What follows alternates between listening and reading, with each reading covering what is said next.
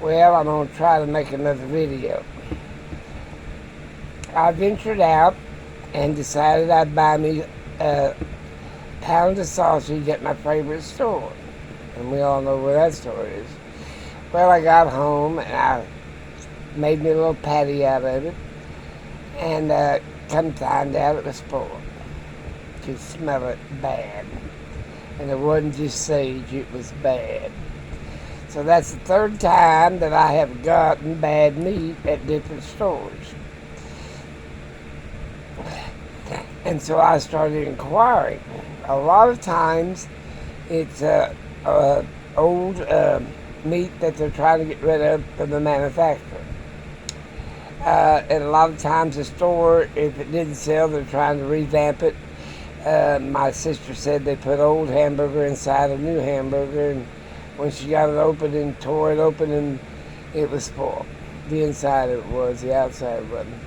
She said it was so bad she couldn't even feed it to the dogs.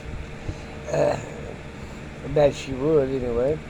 But anyway, I've had a bad hamburger at a store, favorite store, and the other stores were the same. I had got a hold of a bad ham and a bad piece of stick of sausage.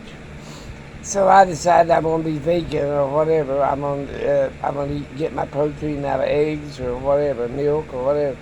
Stuff I can readily tell is spoiled. Let's see. And the trucking industry, they have these boxes on the back. They run off of diesel. And sometimes they're not turning them on continuous. They're turning them on intermediately.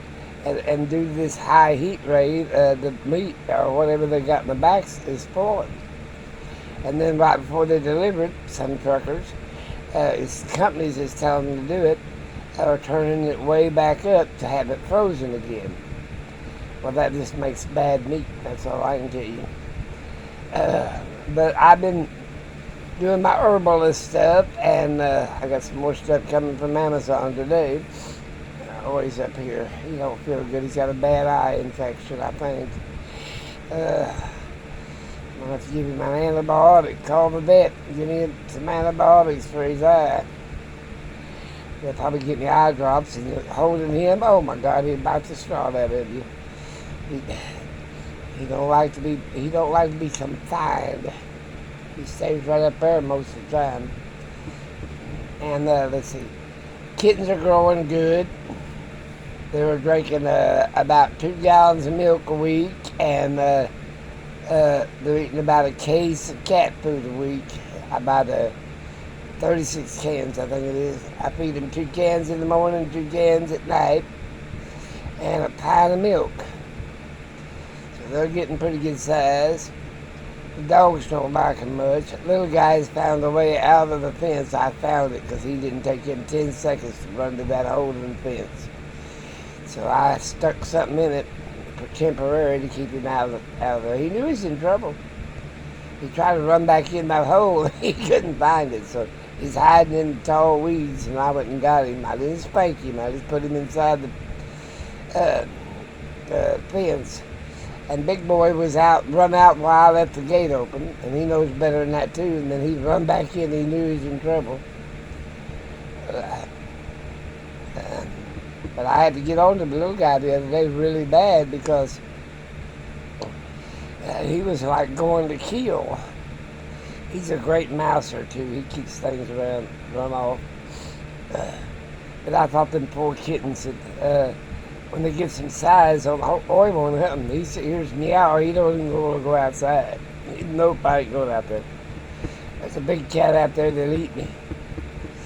And he's always been scared of cats. My oldest daughter had a cat here. She kind of stayed about 2 weeks with it. And that cat scratched him when he was little. Oh no, he don't want nothing to do with a cat. They got claws. But anyway, I've been running across a lot of spoiled food.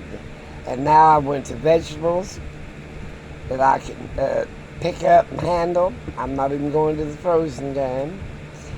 I'm going to, fresh beans or whatever. Now, dehydrated stuff like beans and stuff like that, yeah. Spaghetti noodles, stuff like that. But anything fresh, especially if it's in the meat department, I'm doing away with it. And like I said, milk, I can tell right then if it's spoiled. As soon as I open it up, I can tell you right then it's soured or clabbered. And I'm just keeping with stuff like that. Because I got sick twice, once 1 week and once the next, well, one day and then the following skipped 2 days and got sick again. So I just took that sausage and took it straight to the dumpster, to the bin outside. It wasn't worth it. And you might as well not even take it back. Because you have to stand in line for 2.5 hours just to get $4 back. I think it was $3.85 for a pound or $4 or something a pound, somewhere under $5. But I'm saying I'm getting tired of buying sports stuff.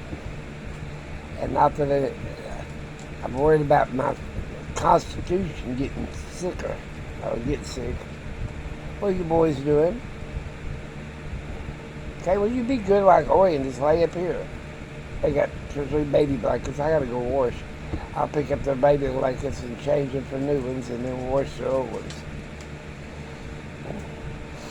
The little guy sleeps with me. I gotta change my sheet, can't think of it. I do that once a week when I need it or not.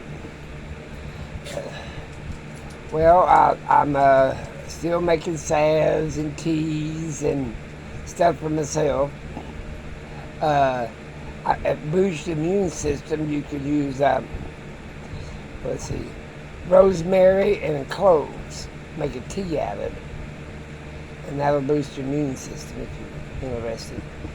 And I'm going to make some salve up for my daughter and granddaughter. They're worried about wrinkles.